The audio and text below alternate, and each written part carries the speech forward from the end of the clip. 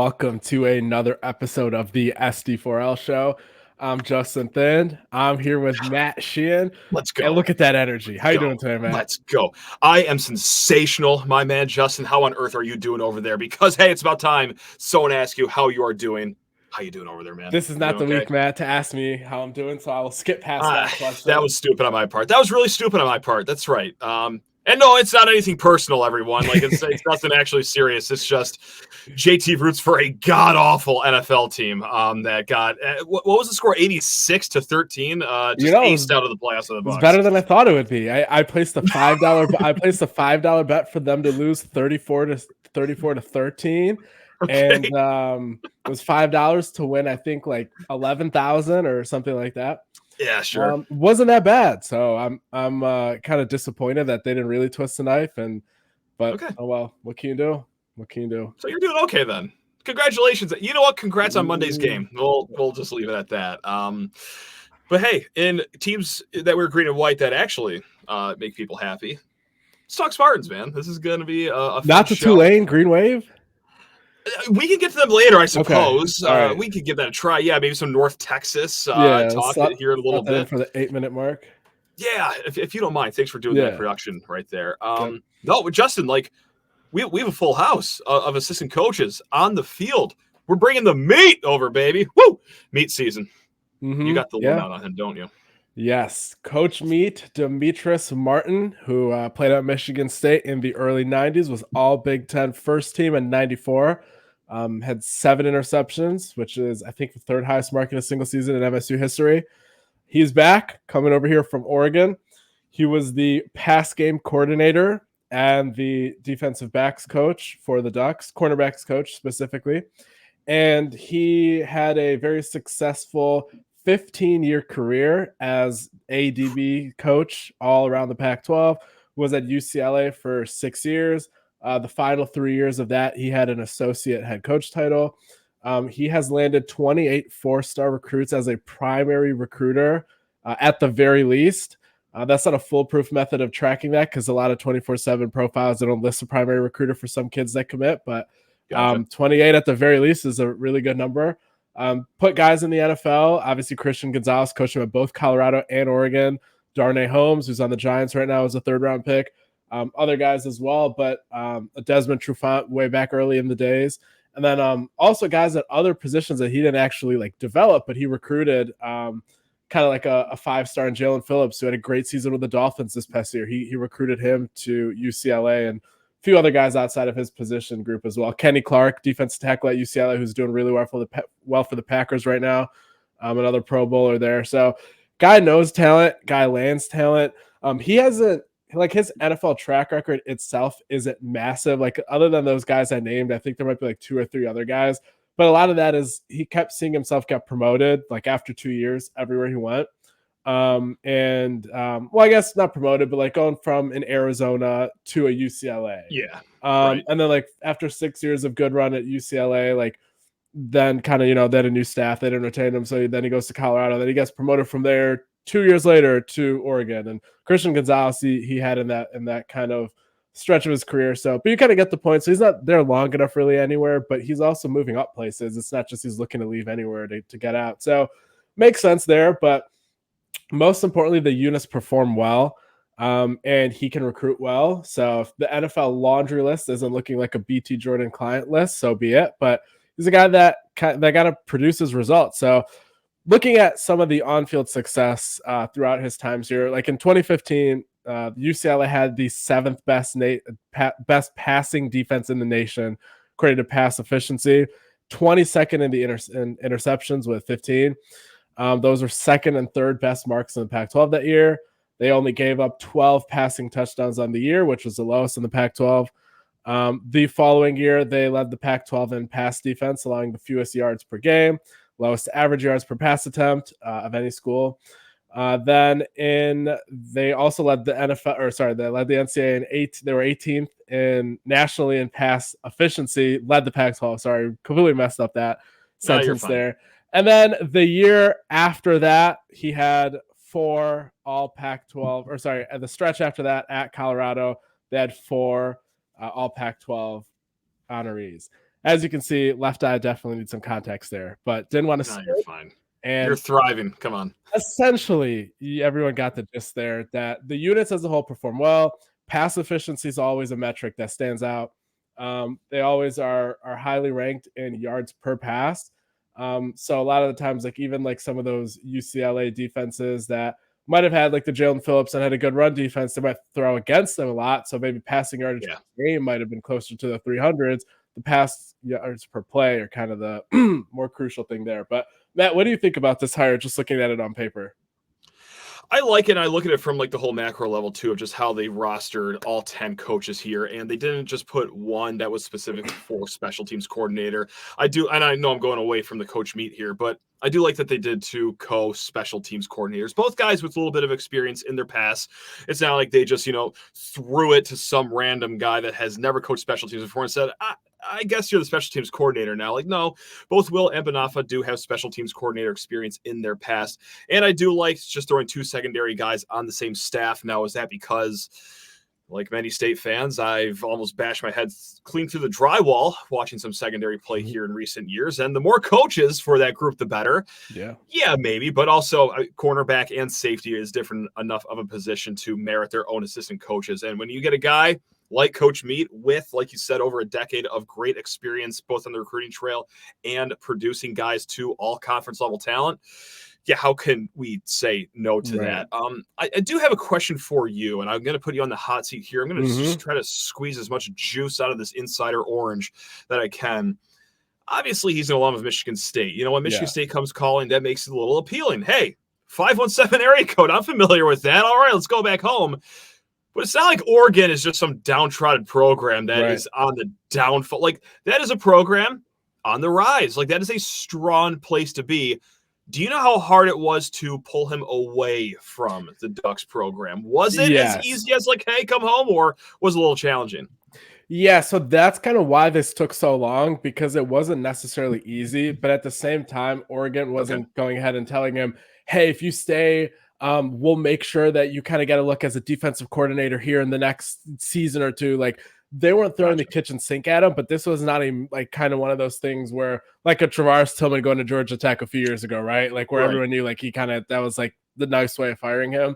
So because of that, like, Lanning and Oregon wanted to keep him without having to do anything drastic and kind of give him the king's ransom. But at the same time, like, he has wanted to come to Michigan State for a very long time. I believe I wasn't covering the team back then, but I was told that even back in 2018 when Coach D'Antonio hired Paul Haynes, at that point, Coach Meat wanted to come over to East Lansing, and then during the Tucker era, he as well wanted to come. So I don't know if right now it's the fact that, like, he's continued to prove himself and he was good enough for Oregon, so he should be good enough for Michigan State. If that's the dynamic of why he finally got the call, or if it was just Coach Smith was on the West Coast all these years and he's known about him and he's been wanting to hire him ever since he got to a program good enough where he could poach him. So I don't know which of those two sides of the coin it is, but either way, he's finally kind of gotten his wish, which is what helped Michigan State go ahead and poach him. If he wasn't an MSU alum and let's say he had no allegiance to MSU, he probably isn't leaving Oregon to come to MSU, but that's why you take advantage of kind of who your program is, the alumni factor, and you kind of use your network. And that's why you kind of try to go ahead and make those moves.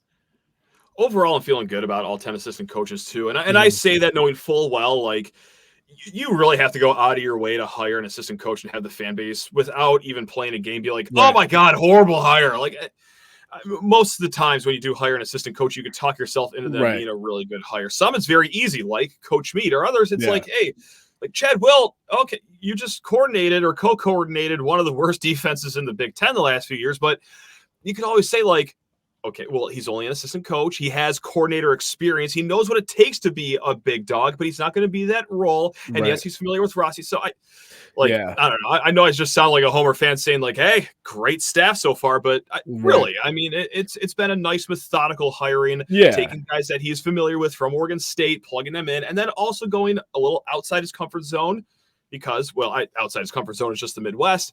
And you do need some Midwest guys in your locker room to captain this thing. And the way that I know that this hire was made also is refreshing in terms of a process standpoint, because He wanted Rossi to have the final choice and the final approval because that's his side of the ball, and he wanted him to feel in control and empowered to Interesting. hire who Okay. he wants there. But at the same time, he kind of went ahead and vouched for Coach Meat, and he said, "Hey, I've been out there, I've recruited against him. This is somebody you strongly should look at. It's going to be your decision." And they went ahead and they had interviewed several other guys.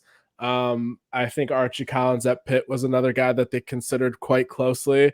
And at the Gotcha. end, Smith kind of put the choices out there, and he said, "Rossi, who do you want?" And they both seemed to be on the same page. And Rossi agreed with Coach Smith that Coach Meat was who they wanted. So I think it was kind of just refreshing that they were very, very thorough.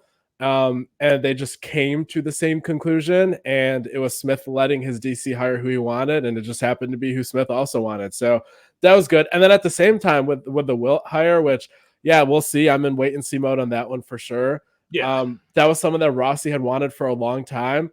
That one Smith probably didn't have a lot of input, and that was more so of him just saying, "Hey, you want this guy? I trust you. This can be your hire." So it was a lot of input and feedback, and just a working together in a cohesive manner to assemble that defensive staff. And it was just, I don't know. I really like the process. We'll see how it pans out. You can only like the process if the results are good for the most part. But Yeah, of course. I do like the process. And honestly, at the end of the day, 2 years from now, 8 of these assistants are probably going to be very safe. 2 of them, whatever 2, no, I don't know yet, but 2 of them, people are going to be saying, "Oh, these are 2 spots where they probably could upgrade. You know, we like 80% of the staff, but these 2, they could get someone a little more dynamic." So Yeah. they're not going to go 10 for 10 here, and we're not going to be sitting here and singing the praises of everyone 2 years from now. But right now, on paper, I like pretty much all these hires, and there's like a lot of guys that have long-term track records on the West Coast that I hope they continue to leverage. While there's also a great chunk of focus on them trying to focus on the Midwest and the East Coast. I know Rossi's going to help them break into the East Coast. He's a Pittsburgh Central Catholic alum. Yep. So they're definitely going to hit that hard. And Brian Wozniak and pretty much the whole staff is dedicated to hit the Midwest very, very hard in state. And then, yeah, like I said, like when you have a Keith Bonaparte, and you have a Coach Leggy, and you have Coach M, that recruiting advisors and high school coaches and trainers all up and down the West Coast kind of view as the pinnacle of their position groups. You have to continue to leverage that. You have to still keep getting offensive kids from LA. You have to keep getting the Polynesian trenches, and keep that culture and that mentality and open that pipeline back up. So I think they're well equipped to recruit nationally, and I hope they continue to do that. I hope they don't hyper fixate in the Midwest. And I don't think they will, as we've seen from the offers they've sent out recently. Completely agree with that. Yeah, this is going to be a 4 time zone structure when it comes to recruiting. Now, speaking of recruiting, and look, unless you have anything to add about the coaching staff, because I'm just going to flip the page to recruiting. Don't believe so.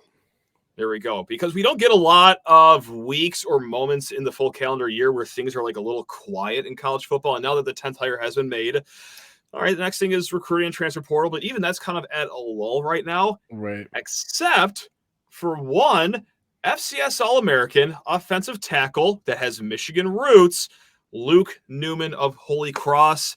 Now, JT, before we started recording, you had a little bit of a scoop here because it's been long said that, hey, he's going to be visiting in the near future. The near future, it's coming up. Hey, he's going to visit. Right.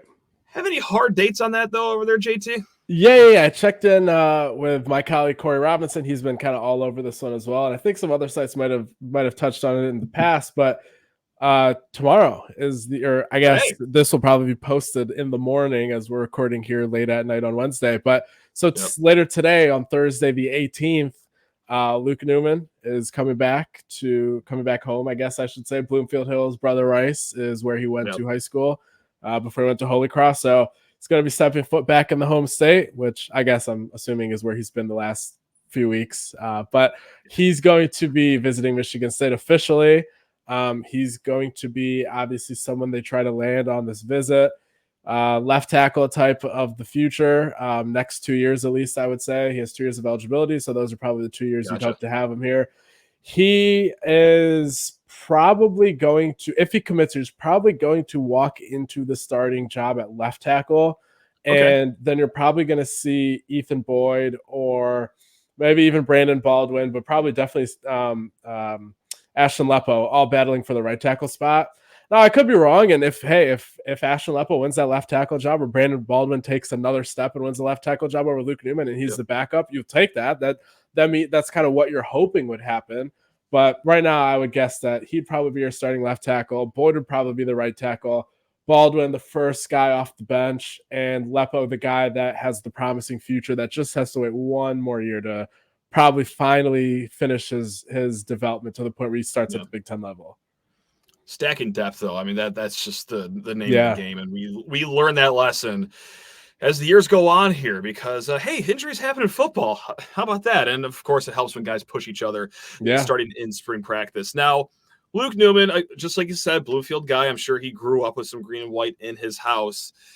Seems like that Michigan State could be in the lead for this. Is that fair to assume, or are there any other schools that you know of that are kind of on the track here too? He did have a few other schools that he was going to look at, but I don't think he ever scheduled any official visits there. I will check to see if he has any visit plans once he leaves campus. But as of right now, I don't think anything else is concretely locked in. The family and him probably just want to see if they want to close things down after this visit, or if they do want to continue the process. And then we'll go from there. Because the thing is he wasn't going to enroll in this semester anyway. So he's going to be enrolling before the summer semester, because he wanted to finish his degree there in this semester here. So it's just going to be about whether or not he wraps it up or takes a few months. But either way, he's not going to be able to enroll anytime soon. Gotcha. And I do love that he's visiting. He would not miss Dawson Garcia versus Malik Hall for the world. He wants to see that firsthand in the lower bowl at Breslin Center. Love it. That's the only recruiting thing that has really even crossed my mind. Of course, you could speculate on, a bunch of transfer portal names, but I feel like MSU isn't necessarily hot after any at this very moment. Are you going to prove me wrong or what? There's nothing in the portal, but MSU offered a 2024 receiver in Texas a couple hours ago, Jalen Brown. I personally haven't watched this tape, but Corey and Alan True were talking about it in our chat here, and seems like the consensus is that he's raw but very, very high ceiling. So to me, kind of goes back to that Jeremiah Smith mold, Texas receiver playing against high competition with a high ceiling, but maybe right now the tape hasn't come together. But I'll still always contend, no matter what happens, like Jeremiah Smith could transfer tomorrow and not produce a single stat in college. I will still always go to bat and say that he was severely underrated in high school, because his tape was better than so many receivers I saw that were graded as an 88, an 89, a 90 that did it against worse competition. But anyway, that's a tangent. But yeah, so we'll see what happens here if Jalen Brown takes this visit up here, and if they push hard for him. But whether it's a 2024 offer and it's coming in mid-January and signing this 2 weeks away, I would assume he's not just going to fall by the wayside. But I will watch the tape myself too, and I'll go ahead and post on the site tomorrow what I think. But that seemed to be the quick read from those guys over there for sure. Dang it. Love it. Do we close the chapter on football for this show and move on to the basketball court? Or let us close this chapter, Matt. We might talk NFL at the end. I don't know. We like to get completely off track here at the end of these shows, but we're going to stay on track because Michigan State, they had the deep sigh is not necessarily for this Minnesota game where they're probably going to be favored by about 13 points. It's for the stretch ahead. And after the Rutgers game, Tom Izzo said himself, and I'm sure a lot of other State fans have said this too, but this team is due for a run. You can see the bones of what makes this team capable of a run, whether it's how they're playing or even against Northwestern Illinois games. By and large, I think they played a pretty solid game. They just ran into teams that were playing A+ games almost. It wasn't a perfect game for either, but you ran into teams that were playing 9 out of 10 games where you were just playing at a 7.5. Right. But hey, if you could kick it up a notch and play as offensively sound as you did against a really good defensive team like Rutgers, who's to say you can't do it the rest of the season? Now, the second reason why they're due for a run, JT, I mean, the computers and Vegas will probably like what is in at Michigan State's future here. They're only going to be underdogs as things stand right now in 2 games. Wisconsin, they're going to be underdogs by about 2 points, and then Purdue, forget about it. They'll be underdogs by about 10 points in that one, say the computers. But hey, for the next 11 games, not only is Michigan State favored in most of them, they're favored by at least 6 points in 7 of those games. And 6 points in college basketball, that's a pretty healthy spread, to say the least. Right. So that's why the long exaggerated sigh, JT, because hey, this team's due for a run. But my God, if you do lose a handful of these games moving forward, these are the kind of games that don't impress the committee if you win them. But if you lose those, Yeah. But you know what? I actually have a question. How are we going to set this up here, JT? This is called professional podcasting. Coming up with a question on the fly to set a table. Yes. For a topic. Is this team closer? This is how we're going to start this. Is this team closer to missing the tournament or becoming a Final Four caliber team? I know. You know, this is tricky because it is. I think they're a Sweet 16 team. You know what? And if you said no, I was going to start moving back. I was like, all right, Elite 8 team, Sweet 16. So we just cut to the chase there. So Sweet 16 is kind of where you cut off. It's like right in the middle, though, of like, I guess like it's not the middle because the first round is not the same as missing it, but like, you know, like the middle stage of the bracket. So like they're not a Final Four team, but they're I don't know. I don't think they missed the tournament. But I Final Four seems far-fetched right now. But at the same time, you know, it's like all you need is your fifth-year senior to play more consistently, your point guard to lock in, who can drive on most people that guard him, but a lot of times just doesn't. Kind of like a Ben Simmons kind of thing where people said like, oh, his issue is that he can't shoot threes. I would always contend that was the least of his issues. He could have driven on anybody and everyone that guarded him except maybe 4 people in the league, and he just never chose to.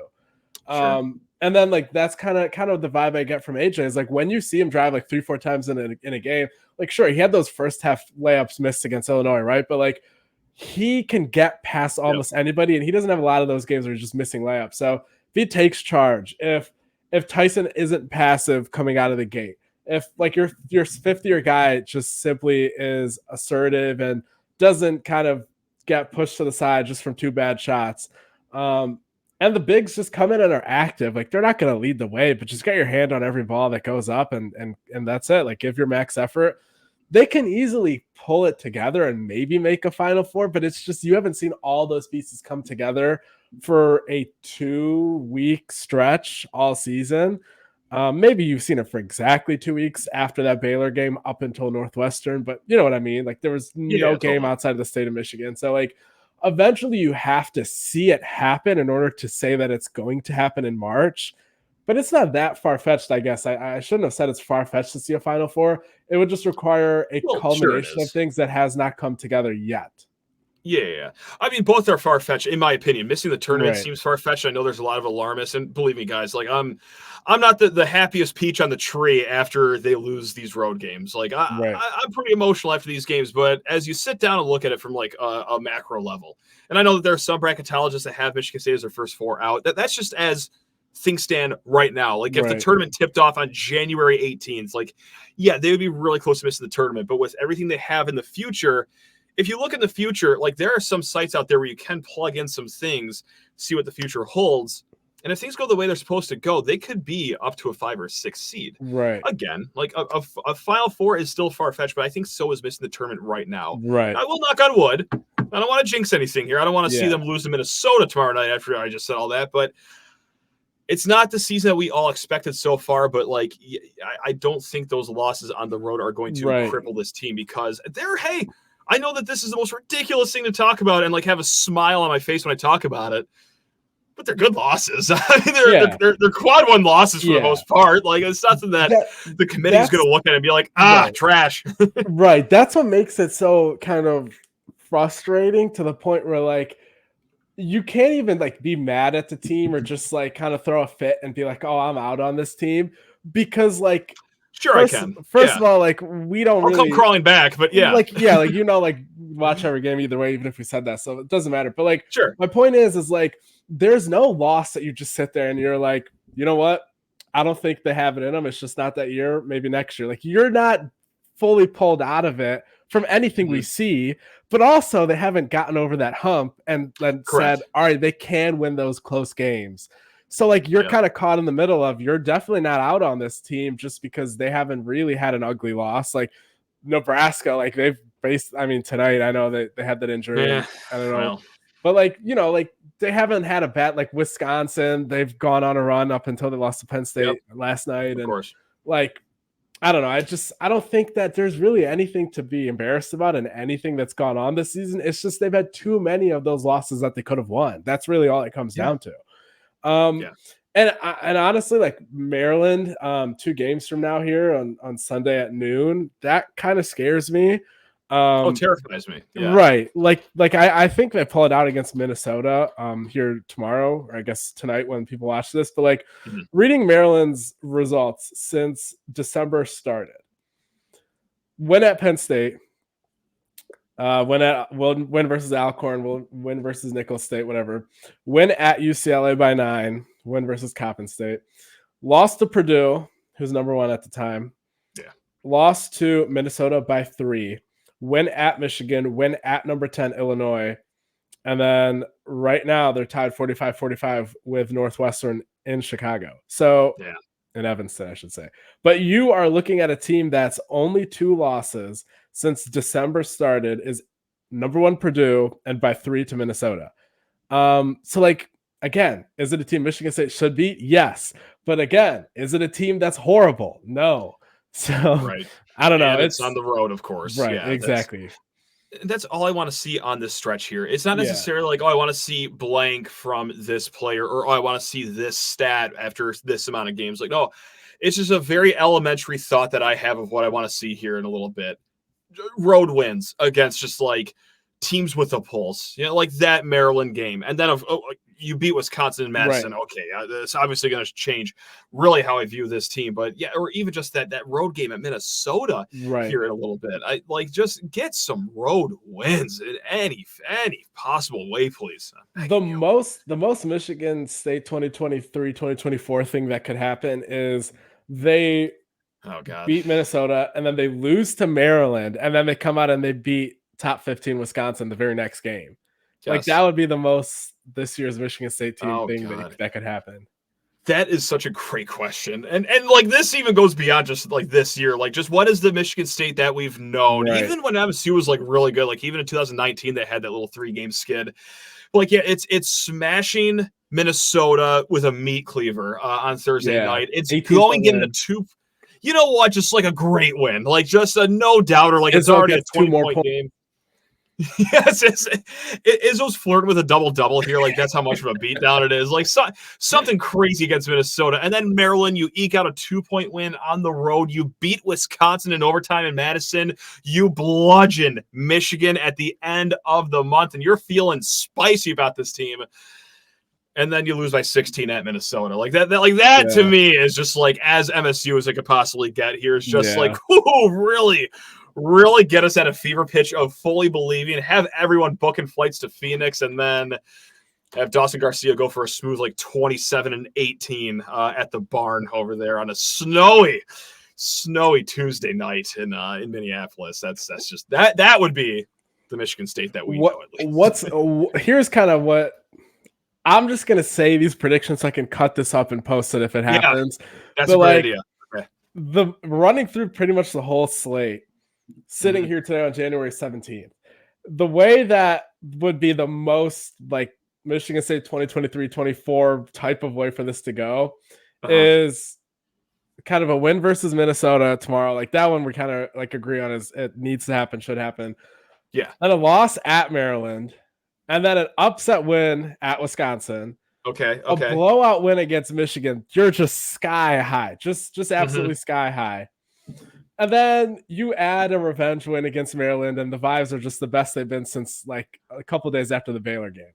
And then, as you were saying, like a 14-point loss to Minnesota. Then, Matt, right away, the roller coaster goes up as they get a revenge win against top 15 Illinois the very next game. But then they go at Penn State, and they have to go to overtime to win by 3. And then you're kind of, okay, it's shaky. It's shaky. Then the next game at Michigan. And gonna have Don't say it. it's gonna Don't be a say it. home game for Doug McDaniel, so he's eligible to play this one. That's true. And I wouldn't surprise if he goes for 20 and Kamwa goes for 27, and suddenly there's a loss there. And then you're looking at the traditional Izzo Juwan 1-1 split as they're accustomed to every year, no matter how good and bad each team is. And then finally, Matt, you go ahead and you win the Iowa game, you win the Ohio State game, and then it's a signature Mackey Road loss. Then you're looking at a revenge win against Northwestern. You're thinking, okay, we've won 3 of the last 4 games. Then you go at Indiana, and you have a chance to clinch a double bye, and they lose that game heading into Indianapolis. Or Milwaukee this year, wherever the Big Ten tournament is. It's in Minneapolis, I think, for some reason. Okay, yeah, Minneapolis, yep. I could be wrong. Hold on. I'm right. almost done. I'm on bartorvik.com. I plugged in and let's say they go 2-1 in the conference tournament. I just plugged in wins for everything you just said, win, a loss for everything you said is a loss. And do you know what seed that would spit out if you were to do everything that you just said? 8. The computers like it a lot more than 8, JT. They like it a lot more than 8. 6. Bartorvik says you're the first. They say they're the first 5 seed if it goes according to plan with everything you just said. So that's what we're looking at here. Now, again, like this is computers and this is all just kind of looking in the future. But yeah, I mean, just if you start right now, today, and you finish with, I got 5 losses, the at Maryland, at Minnesota, at Michigan, at Purdue, and at Indiana. 5 seed. You know what? So, yeah. I mean, that, again, will it actually happen? No, probably. You are probably closer to it, like being like a 7 seed right there, because what would the record be at the end of the year after? Yeah, that's why 21-13, 21-13 at 11-9 in conference play. But like again, hey, it comes back to the losses though. Like those are on the road. Yeah, it's gonna be quad 1 loss. Like JT, we're really effing good at losing really good games. So. There's a secret in that sauce there that is getting Michigan State on the healthy side of that bubble. Yeah, line. You putting those results in, because I firmly believe a lot of those can happen. Maybe not all of them. Absolutely, it could happen. Yeah, but you putting those in has provided comfort probably for some Michigan State fans that are kind of hearing those results and like, yep, can definitely see them losing their last game to Indiana for no reason, even though they shouldn't, and still having a favorable 5 seed, that possibly a 5 seed as you said. So. That's it's good to hear. And again, this is just a computer. Like a human committee might think differently, but still, like you should be comfortably in the tournament at an 11-9 Big Ten record. Yeah, and so that's kind of what I'm feeling there. So I don't know. That was a fun little exercise there. So that's just kind of where we want to leave things off the basketball. I think we're both feeling confident, not cocky about Minnesota. Maryland, I have circled with a big red Sharpie. I almost care more about that game than I do the football game kicking off at 3:00 that day. That features my favorite NFL team. But like, JT, we need to see a road win. We need to see a road win here. I mean, so that's the time to do it against Maryland. Yeah. So we talk about your favorite NFL team, Matt? You know what? Sure, I'm still riding high. I do want to be clear. Like, this is my fan hierarchy. It's Michigan State first and foremost above everything. Football and basketball, I can't pick between the two. Right. Second place is Detroit Tigers. Third place is Detroit Lions. And then it's a big gap. It's the Red Wings. And then it's an even bigger gap so far that if you dug a hole from here to China, still wouldn't reach it. It's the Pistons after that. So on my Mount Rushmore, the Lions fit squarely on the Mount Rushmore with Tigers and both Spartan teams. So that's right. That makes sense. Everyone's on the same page of where I'm at here as a fan. Right. Yeah. So last time we talked, Matt, I told you that the winner of Lions Rams would go to the Super Bowl to represent the NFC. Oh, God. And I feel pretty much exactly how I felt about that last time, because I was very, very, very confident in my prediction. I told you that the Cowboys would absolutely find a way to choke. Now, I didn't think that they would get embarrassed at Jerry World in the first round. I thought, hey, maybe Jordan Love can come in there and just barely sneak out a win. And if not, that they would lose in the second round for sure. But so that went pretty much as expected in terms of the fact that they're not a threat for the NFC crown. The 49ers, we haven't seen them play, but they have been the absolute definition of flipping the switch the wrong way in the playoffs the last several years in terms of play calling, game management, approach. Kyle Shanahan would probably not even go for it on 4th and 2 inches from the 34 if you gave him the chance next week. There's going to be a couple. in the NFC title game against the Lions, there's going to be a couple plays where Aiden Hutchinson's being blocked by the second best tight end on the 49ers, and Purdy's going to get his wrist snapped, and they're going to be on B-list podcast the entire offseason whining and crying about it. And just the most mentally soft, weakest organization from top to bottom, all the way from John Lynch, all the way down to the well, I can't say the long snapper because that's Tabor the ball Pepper, boy. I believe. But, whoa, Tabor Pepper catching a stray. to the punter, Mitchell Wishnowsky, like they all just have no grit. They're like the opposite of like any good team you see compete at the highest levels in a championship environment. It is just to the point where, like, if somehow, some way, Green Bay can beat them, it would be ideal for Lions fans, just because of the fact that you guys won't be seeing every single week a new clip about, oh, if this would have been different, we would have beaten the Lions, and they're going to try to discount your victory over them for the next 8 to 12 months. So, yeah, to save yourself from all the tweets that you'd be reading, you just prefer the Packers knock them out. And that, hey, the Packers are not going to be any slouch if the Lions have to play. No, my God. No. Yeah. But one thing I will say, though, is like all the credit to Jordan Love and the evaluation they've done, but LaFleur has those guys running wide open. He does make some high level throws.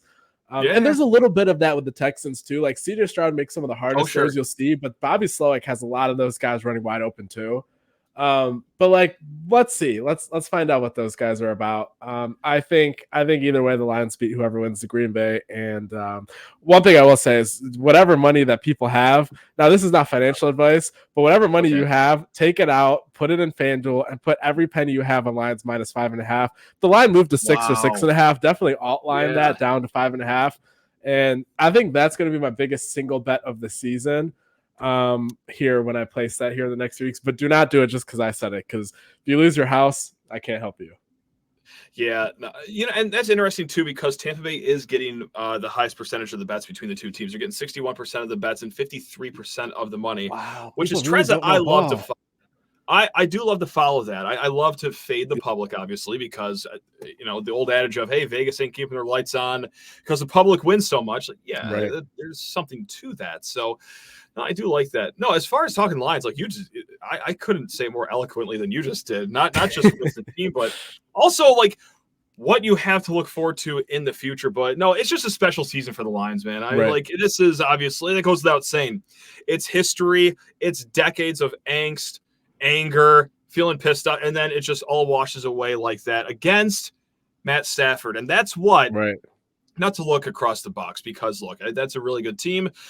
CJ Gardner-Johnson's comments about Baker Mayfield is going to probably unleash a 350-yard performance out of Baker Mayfield this Sunday, but whatever. It would be the most, just storybook way to slay your demons than beating Matt Stafford in round 1, and then the Packers in the NFC title game. Like, could you even imagine that? That would be out of control. But no, it's just a really special team. I mean, obviously this team means a lot to the city, and there is just something cool about the team where, and look, I love cocky players, especially ones that can back it up. No question. This isn't me just being like the old suburban white guy being like, oh, these loudmouth players are ruining the league. Like, no, loudmouth players can be very fun, but there is something also special too about a team that just has no egos whatsoever on the team. Like, that is a locker room that is forged together. And I'm sorry to I swear I'm not trying to be mean right now. Like, not to bring it back to your Eagles, but like, you watch the Eagles, that's a locker room that has fallen completely apart. Like, that game against the Bucs was like everyone just competing with the person next to them to see who could have worse body language on the field. But the Lions, like, they truly all play for the guy next to them. They play for the city, and it is just a special team. And just I can't say enough nice things about them. It's a special year. It makes me proud to be a Lions fan. Like, which is strange. I probably would have cried at the end of the game if I wasn't just in shock at what I was seeing on the screen. Like, I literally just could not. When I say I can't believe what I was seeing on the screen, like, I quite literally could not believe that I was watching that. It felt like I was hallucinating watching Jared Goff take 3 knees to win a playoff game over the Rams. Oh my God, it was great. So sorry, that was so all over the place and so incoherent. Oh, that was very well said. I swear this is just LaCroix that I'm drinking, but like this team has just got me in a high that, oh God, that a professional sports team hasn't had me feel since the Tigers made the World Series in 2012. So yeah, man. Yeah. Enjoy it. We'll see what happens with Ben Johnson. We'll see what happens with Aaron Glenn. Hey, The good one luck to them thing both. I will tell Lions fans to learn from me is last year at this exact time, I would even say 4 or 5 months ago, every single thing that I'm hearing about Dan Campbell is exactly what Philadelphia fans were saying about Nick Sirianni. Don't do And this. You don't have to do this. You don't have to do this. No one's making you do this. Campbell is probably a million times better hirer of OCs and DCs. And if he is, then everything is going to be good and you guys should be good. But if not, only time will tell. But all I will say is enjoy it while it lasts. That was the reason I was going down this. This angle. Because, well, I'm sure you guys know with like the drought and all that, to not be like entitled and to not take it from. That was one thing. Like when I was seeing the Lions reaction after the win, like it was so good to see. Like that's what it should be about. Like if you like your team wins a playoff game, like you should be thrilled. And like there should be no other way around it. Like every single time you win one of those, like it should just be pure joy. That's it. Whereas like it sounds like champagne problems me saying it this way, but like now when the Eagles like win a playoff game, like I calculated they've won 17 in my lifetime. It doesn't bring me any joy. It doesn't bring me any joy. And then what ends up happening is if the season ends with anything less than a Super Bowl loss, the season's been a failure. And it's like genuinely like not the right way to go about it. And I don't know how to like not go about it that way. And it was like so cool to see the Lions just like, you win a playoff game, you're happy. You don't care about what's next week. Obviously, you do by the time Tuesday, Wednesday, Thursday comes around. So, like in that moment, you're not just saying, all right, whatever, cool. Can we win the Super Bowl? Otherwise, the season's irritatingly a failure. Like, that was very cool to see. Like, I'm not going to sit here and pretend like I'm going to be rooting for the Lions and like become a fake fan just like while you guys are winning. I'm not really going to. But at the same time, it's so cool to just watch it from a distance and see how you guys are just – it's like pure fandom, pure joy, and not polluted by like, I don't know, just years and years of too high of expectations. So it's actually more mentally healthy to root for a team for 3 decades to never see a playoff win, and then to finally see like you talking about, and I know that you are far from the only person, but a lot of people are joining the bandwagon, which like please do. But this was like, and I like CJ Gardner-Johnson. I think he's a fine player. He's a dandy player, but like not just the Baker comments, like lighting a fire under him, saying that the Bucs, if they had a good quarterback, they'd be a really good team. Like CJ, bro, like as if Baker doesn't thrive with a chip on his shoulder anyway. But earlier in the season too, when they're doing the whole ski-mask thing because we're like the villains of the NFL, it's like we are probably the most lovable team the NFL has seen in the Super Bowl era, like in the last 50 some years. So I don't understand that because like, we are just like the lovable team and this is fun. And it's the only year it's going to be like that because if the Lions do this again and they start winning some more, this ain't cute anymore. We're not having the bandwagon overflow right now. So it's nice not to only win, but to have other people celebrate our success because holy hell, man, that was a long drought, JT. That was a long one. hey, it's you guys have had one fewer season with postseason wins in the playoffs than Mike Tomlin in the last 13 years, and Mike Tomlin has never had a losing record. Since 2010, Tomlin has playoff wins in 2 different years. Next time you go to the Hertz rental car desk at an airport, like look at who's working behind the desk. And that's who like Mike Tomlin has to deal with at quarterback, though. Like he is dragging these teams to the playoffs with absolute no one at quarterback. So like I don't know. I'm a Mike Tomlin apologist. I think he's like one of the best to ever do it. Yeah, he is. Of like but now we're getting way off track here. That stat of no losing records in however many years it's been, it might be the most impressive stat in professional sports in the modern era. It's amazing. It's amazing, especially considering like what he's had to deal with the quarterback position the last like 5-6 years. Well, whenever Ben was in his twilight years at the Steelers, like barely completing 8-yard passes. Like it is amazing. The issue is though, is that stat is also the reason he has to deal with those because he will not and ownership will not commit to a rebuild. So it's wildly impressive and it's also the cause of their downfall. It's like all those years, like when the Pistons were like always very good at not being the bottom 4 team in the East, but like also not a top 4 team. Like that's like I mean, hey, the Sixers went all out with their tank, and they're probably never going to win a title either. So who's to say which one the right way was? But like, at least you got an MVP candidate out of it, making second round of the playoffs. Like, you got to do that if you're the Steelers, like at least once. Like, go get one quarterback, go 4-12 just one time, and it's not that bad. Get the streak. Get a good OC after you get that quarterback, and then Tomlin has another 8 years left in him. But I don't know. I don't agree with the stuck in neutral mode in sports. Just tank. Yeah, it's equal parts very impressive what he's doing, but also very detrimental to their organization. Like, it is what it is. So one thing I do have to walk back. I don't know if I actually ever said it on this podcast. Actually, I think I might have just said it to you and a few others. But all right, the thing about Ohio State next year, maybe being a team that you take the under on the wins on, that is absolutely not going to be the case anymore. That is absolutely not the case. I'm glad Vegas didn't put those out 5 or 6 weeks ago, like right after the season ended. Saved a lot of people money. Yeah. Yes. Because wow, those guys they're going to be very good at every position except probably quarterback. And you can win that way. It's as long as that's true. Very true. All those donors, they saw Harbaugh and Michigan raise that trophy and said, we're going to be paying every kid the same equivalent of a second round draft pick salary and bringing them all back. But too late. Yeah. Too late. That Oregon Ohio State matchup is going to be one for the ages. Just phenomenal ball. Just real hoops. Just going to be amazing. real hoops. What happened to the game I love? That's what happened. Oregon versus Ohio State. That is college football as we know it. Oh, can't wait. Michigan State at least gets to play both of them back to back this year, so you just knock those 2 games out. I do like that it is back to back. Yeah, that's nice. Because the schedule isn't as easy as people were making it seem at first. Because the way that Oregon is built is like, they are going to not win that biggest game, but they will probably beat everybody before that.